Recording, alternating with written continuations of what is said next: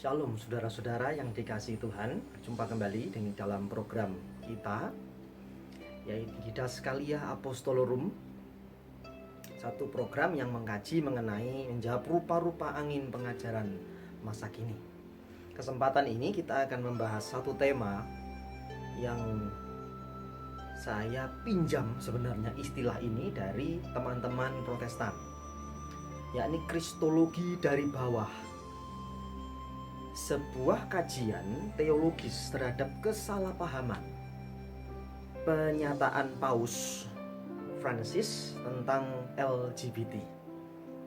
Ya, kita melihat hari-hari ini munculnya banyak isu yang berkembang bahwa Paus atau Pope Francis itu menerima pernikahan atau melegalkan pernikahan sesama jenis. Ya, dan itu menjadi viral dan banyak menuai pro, kontra, bahkan tafsiran-tafsiran ya terhadap hal tersebut, pernyataan Paus tersebut dalam media sosial, sehingga membuat salah satu romo dari Gereja Katolik menyanggah dan memberikan semacam pledoi ya, atau meluruskan pemahaman yang salah dari beberapa kalangan orang Kristen yang cukup ternama juga. Nah, itu sebabnya saya pun juga tergerak untuk mengkaji hal ini, melihat. Itu sebabnya saya meminjam istilah dari teman-teman Protestan, yaitu Kristologi dari bawah. Artinya bahwa bagaimana Kristus melihat orang-orang berdosa semacam ini. Ya, bagaimana Kristus menerima mereka, orang-orang yang seperti ini. Maka kalau kita lihat di dalam Injil, terutama Injil Markus dan Injil Lukas, dijelaskan bahwa Yesus Kristus sahabat orang berdosa di sana. Bahkan dia berkumpul dengan para peminum, pelahap, orang berdosa. Nah, bahkan kalau kita melihat dalam Injil Yohanes, bagaimana Yesus berbicara dengan perempuan Samaria yang secara tradisi Yahudi dilarang. Dan bagaimana Yesus menghadapi kasus-kasus orang-orang berdosa seperti ini tanpa penghakiman sedikit pun terhadap mereka. Tetapi membuka tangan supaya mereka menerima pemulihan. Nah, kajian ini yang kita bahas pada kesempatan ini. Nah, kalau kita melihat memang tanggapan dari beberapa kalangan mengenai Pope Francis, mengenai pernyataan beliau tentang bahwa beliau dalam tanda petik, kata mereka yang kontra adalah melegalkan pernikahan sesama jenis. Sehingga kita perlu doakan Paus Francis ini supaya menjadi hamba Tuhan yang kembali kepada Alkitab, meluruskan kembali lurus pada firman Tuhan. Bahkan ada yang mengatakan bahwa Pope Francis ini adalah pausnya orang homo dan lain-lain. Kalimat-kalimat semacam ini sebetulnya kalimat yang tidak berdasar dan tidak memahami sejarah gereja. Itu sebabnya gereja masa kini sejatinya harus kembali melihat sejarah gereja, harus kembali menghayati siapa sosok Kristus itu. Itu sebabnya inti ajaran Kristen itu dua hal penting, yaitu Tritunggal atau Allah Tritunggal atau Tritunggal Maha Kudus dan inkarnasi Kristus. Nah, berbicara mengenai inkarnasi Kristus inilah luar biasa, karena inkarnasinya itu berdampak pada segala bidang. Nah, banyak orang Kristen masa kini, gereja masa kini tidak menghayati hal itu. Sehingga begitu ada dosa seperti ini, begitu mereka bencinya, begitu jijiknya, begitu terancam. Padahal Yesus menghadapi mereka tidak merasa terancam, tapi Yesus menghadapi mereka dengan kasih sehingga mereka pulih, mereka dimerdekakan.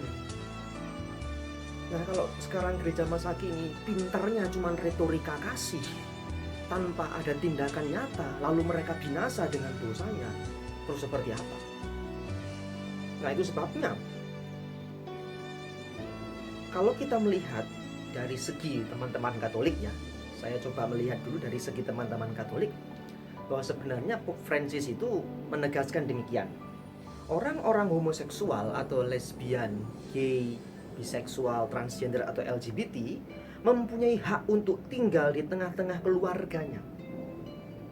Mereka juga adalah anak-anak Allah. Kita tidak mengucilkan dari tengah-tengah keluarga siapapun, ya, termasuk mengucilkan dan membunuh masa depan mereka. Yang harus kita lakukan seperti apa?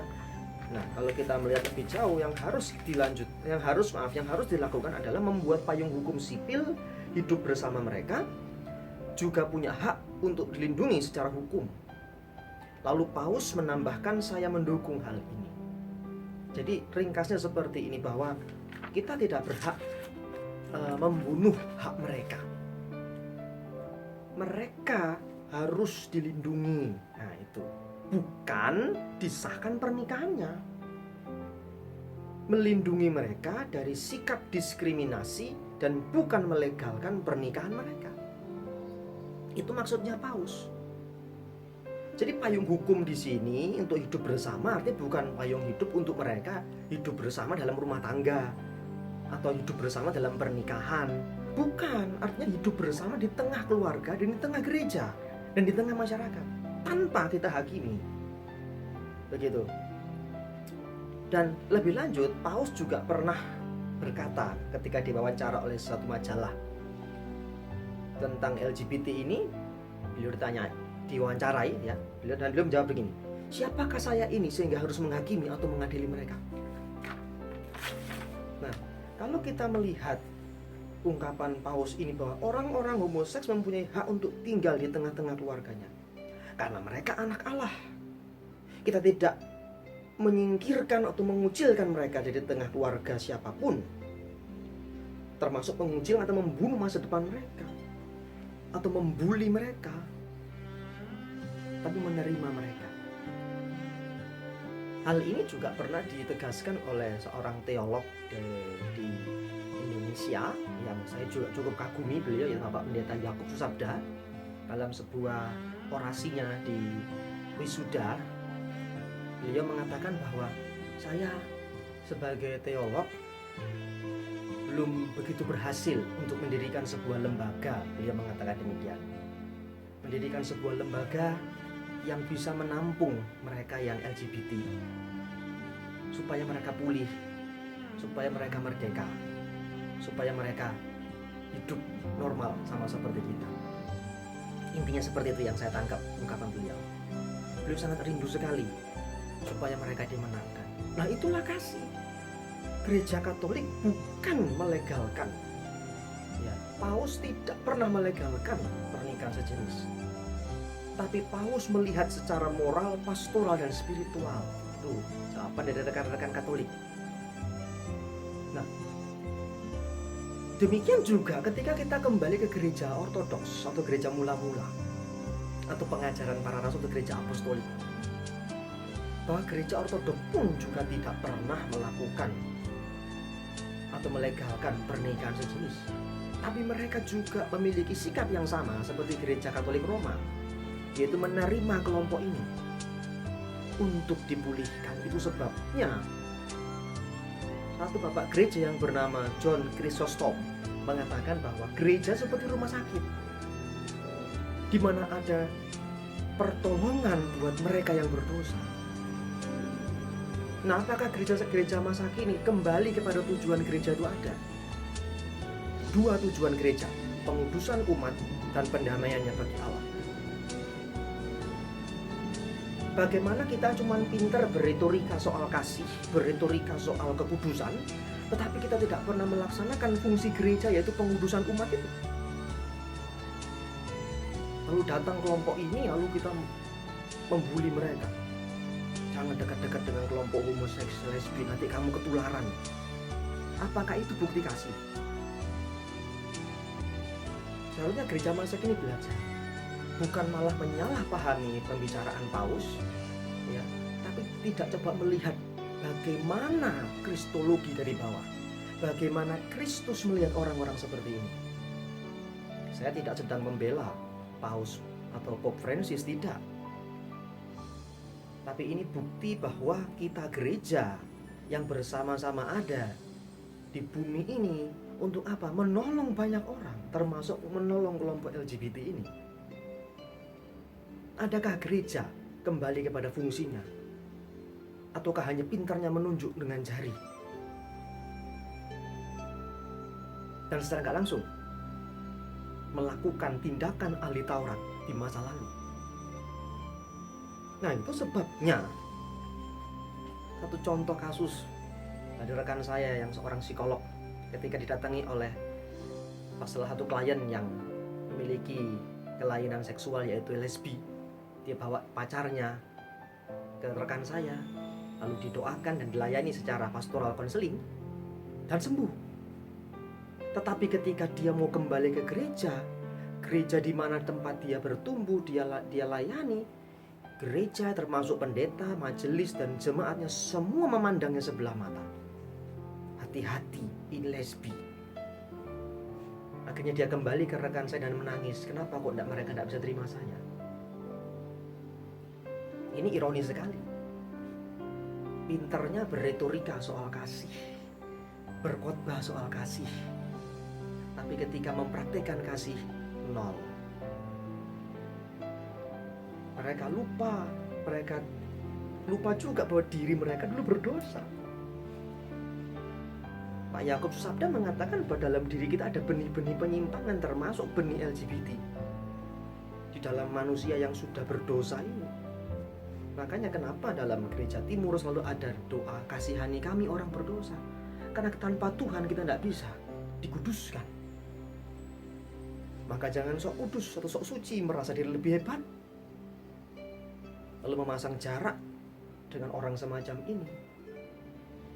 Nah, demikianlah kalau kita lihat kenapa atau mengapa Paus memiliki pemahaman atau pernyataan seperti, bukan bermaksud untuk melegalkan pernikahan sejenis, tidak, tapi sebagai bentuk kristologi dari bawah, refleksi teologis dari Yesus Kristus, sahabat orang berdosa. Yesus mengasihi Sakeus, Yesus mengasihi Maria Magdalena, Yesus mengasihi perempuan Samaria, Yesus mengasihi Paulus yang beringas, yang paling hina, dan Yesus mengasihi juga perempuan yang berzina. Sebagai landasan teologis dalam kajian ini dalam Yohanes 8 ayat 1-11. Kalau kita lihat dalam bagian itu, di situ kita melihat bahwa Tuhan Yesus tidak pernah membuang orang berdosa. Justru orang Yahudi yang mengatakan dia guru agama, yang mengatakan dia orang hebat, mengerti hukum Taurat, tapi malah mencoba Yesus. Itulah guru agama palsu. Dan banyak sekarang guru agama mengaku guru agama palsu, sukanya menjebak.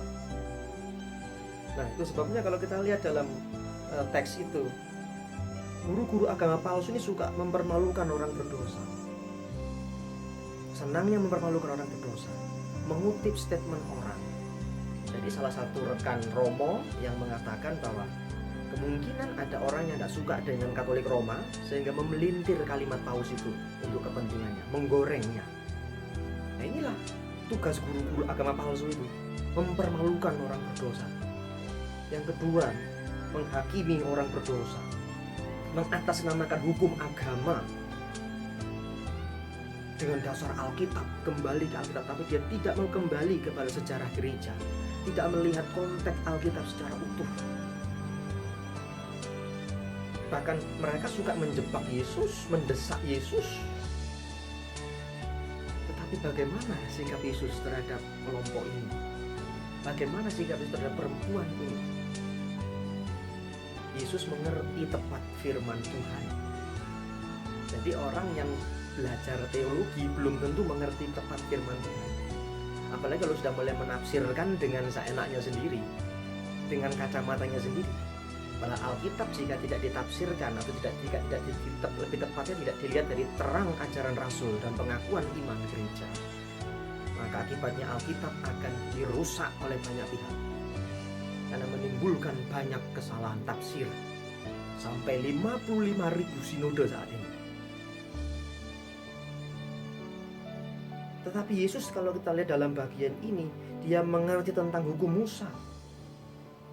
Ketika orang Yahudi mengatakan ini ada perempuan yang berzina, tapi Yesus menulis di tanah, apa yang dia tulis? Imamat 20 ayat 10, bahwa kalau ada orang kedapatan berzina, maka yang harus dibawa adalah yang laki dan perempuan. Tetapi yang dibawa hanya perempuan saja. Bukankah ini sebuah jebakan yang mengatasnamakan agama? Sama seperti beberapa kalangan yang menafsirkan teks Alkitab menurut hukum Musa, menurut Alkitab, tapi tidak melihat konteks secara utuh. Akhirnya mulai menghakimi satu dengan yang lain. Apakah itu kasih? Yang berikutnya, kalau kita lihat, Tuhan Yesus menegaskan bahwa semua orang berdosa. Itu yang membuat akhirnya ahli Taurat dan semua meninggalkan. Dan yang ketiga, ini soal pengampunan dan keselamatan. Pada ayat 10-11, Yesus saja menerima perempuan ini. Kenapa gereja tidak menerima kelompok LGBT? Untuk mereka didoakan, didampingi, tanpa dituduh dan diintimidasi, sehingga mereka pulih kembali menjadi seorang pelayan Tuhan yang luar biasa, yang akan menangkan kalangannya juga. Maka refleksi bagi kita penting sekali, bahwa kasih-Nya bagi kita yang berdosa, dan kesucian hidup kita hanya karena dan di dalam Tuhan Yesus saja. Itulah kristologi. Dan selalu ada pengampunan dan kesempatan bagi kita yang mau mengaku dosa. Itu soalnya dalam gereja purba ada sakramen pengakuan dosa. Di situ kita menghayati pengampunan Tuhan yang luar biasa itu. Dan dalam hidup ini kita belajar terus dalam proses pengudusan ini. Itu sebabnya pelayanan firman sangat penting untuk mereka. Nah, biarlah kajian yang kita boleh pelajari di kesempatan ini menjadi penghayatan tersendiri buat kita gereja Tuhan. Hati-hati dalam membuli rohani, ya, dan hati-hati ketiadaan kasih. Jangan cuma pintar retorika soal kasih, tetapi sebenarnya gereja sedang kehilangan kasih. Kenapa? Karena tidak memahami kristologi, tidak memahami sejarah gereja, dan memiliki pemahaman yang penuh dengan teologi rujak cingur atau teologi prasmanan seperti para bidat, mencampur aduk teologi sehingga kalau saya katakan berpuncak pada konslet logika. Nah, biarlah kajian ini menjadi pelajaran buat kita bahwa Tuhan mengasihi orang berdosa. Itu sebabnya kristologi dari bawah ini menegaskan kepada kita, Yesus Kristus sahabat orang berdosa. Ialah gereja Tuhan, gereja yang satu, yang Katolik, yang apostolik, dan yang rasuli ini, ya, dan yang kudus ini menjadi jawaban buat mereka semua, tentunya terutama atau secara khusus untuk kelompok LGBT, supaya mereka mengenal Yesus, mereka dipulihkan, mereka didampingi, mereka punya sahabat, mereka tidak kesepian. Seperti contoh-contoh orang-orang berdosa yang ada di Alkitab. Zakheus, perempuan yang berzina, Maria Magdalena yang meminta ke Yesus, dan perempuan Samaria, bahkan Paulus, di mana Yesus memulihkan mereka, memerdekakan mereka, dan mengampuni mereka. Tuhan memberkati kita semua. Biarlah Yesus Kristus selalu menjadi fokus kita, dan Yesus Kristus Tuhan itu mengasihi kita tanpa batas, memberkati kita tanpa sebab, dan mencintai kita tanpa syarat. Sampai jumpa kembali. Tuhan Yesus memberkati. Shalom.